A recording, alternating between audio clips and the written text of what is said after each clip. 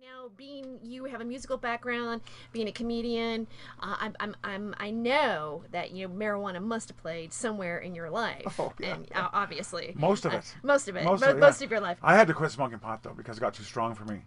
I'm one of those guys. I have such a low tolerance for tetracycline. I do. I mean, You're a I cheap date. yeah. Oh man, one puff. One puff, One- and but not like the old days. see, See? I could hang out with you because you wouldn't be like smoking all my stash. Yeah, yeah. Oh, I'm not kidding. People actually stash their shit at my house because they know that I won't. Oh, don't lean forward. Okay, thank you, Mr. Producer.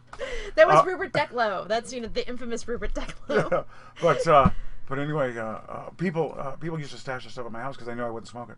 Uh-huh. But back in the old days, when I first started smoking pot, it was great because it was that great Mexican dirt weed, the Panama Red, Acapulco Gold. See, now these are names that I feel like the old like an older generation, like a younger generation. I didn't start smoking marijuana until like about 6 years ago. Believe it or not, like Yeah. I'm a total late midlife. I go, oh, I think I might toke now. There's something else to life. I don't know. That's the best time to start, I think. I did it sometimes, with comics or whatever, but I wasn't. But Acapulco Gold was something that was.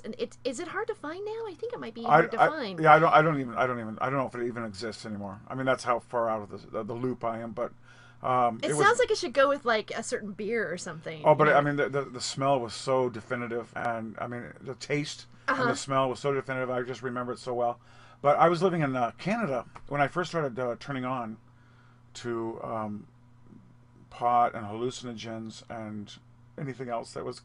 I mean, I was in eighth grade, and the '60s were almost over, and I mean, it was you lived through that time when there was where marijuana was kind of and very becoming more. self-aware too. I mean, for a young kid, I was like ahead of my years, and I got turned on in seventh grade actually in the backfield of my junior high school, and then when I moved to Canada, Toronto to be exact, and they didn't have a lot of pot in Toronto back then. They had a lot of hash. Oh. Oh my dear God. Oh wow. And everyone was smoking hash. Everybody was taking huge chunks of hash and putting it on the end of a pin, lighting with a lighter, and until it became a flame, and putting it under a glass.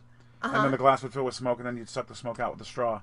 And the hash buzz, maybe that's because I started smoking hash before I actually smoked a lot of pot. I was used to the hash buzz, which is more of like a body buzz than pot. When When it goes into the head area. oh yeah, and I can't, like See, nowadays. the body part scares me more sometimes. The head part, I like to examine. No, I'm just the opposite.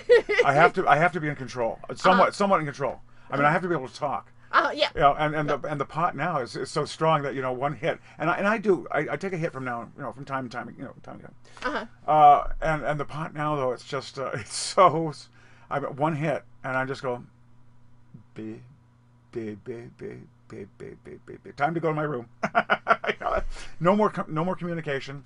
No more anything. It's just too strong for me. I wonder if it has to do with if you are doing a indica or if you're smoking a sativa, because for me a sativa, which is I prefer, or a hybrid, is it gives you more of it's more of an upper, and so it's more where I could still be creative and speak and do whatever if you don't smoke too much of it.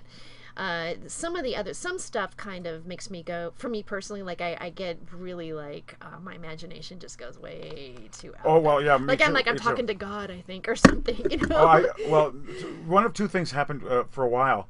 I would either get completely paranoid, or I would become too wonderful for words. I mean, I was like omnipotent. I was like the omnipotent comic, and no matter where I was at some party, or I would launch into. I would launch into some tirade or a rant, and I would just go.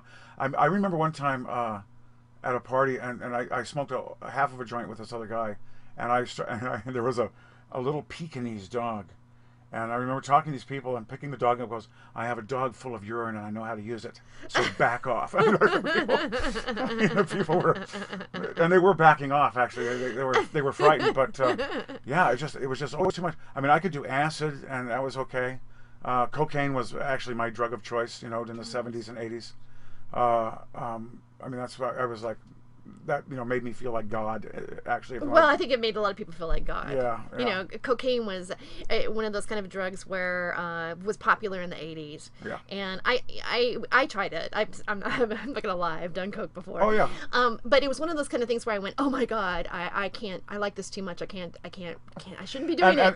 And nice that you could delineate that. You could say that I like this too much. I don't want to do it anymore. I don't want to do more. Now my question is, before we take the break, how much when you were growing up, like how much did weed cost then? Like how did you get what we call a 4-finger lid, a lid of pot for $20. 4-finger lid. Yeah, for $20. For $20. Yeah, and there's a lot of seeds and stems, but but it lasted a long time. But the thing is, you could smoke the whole bag, and just laugh and get hungry and like one of my favorite lines from a film, I Love You, Alice B. Toklas, Peter Sellers. Oh, I need to see that. It's hilarious. And Peter Sellers gives up the whole corporate world and becomes a hippie. Oh. And his parents accidentally turned on to pot via brownies, and they're really conservative. I think Jewish parents. They were portraying them as Jewish parents, but anyway, they do these brownies, and all of a sudden they're like the mother and father exploring each other. Like, thank God not naked, but. And then they start laughing, and all of a sudden the mother goes, "Let's play miniature golf," and that's what the buzzes were like back then. It was like all laughing, touching, and let's go play miniature golf, Yeah. But now it's just I couldn't function. How comics can smoke pot and get on stage, I don't know, and I respect them because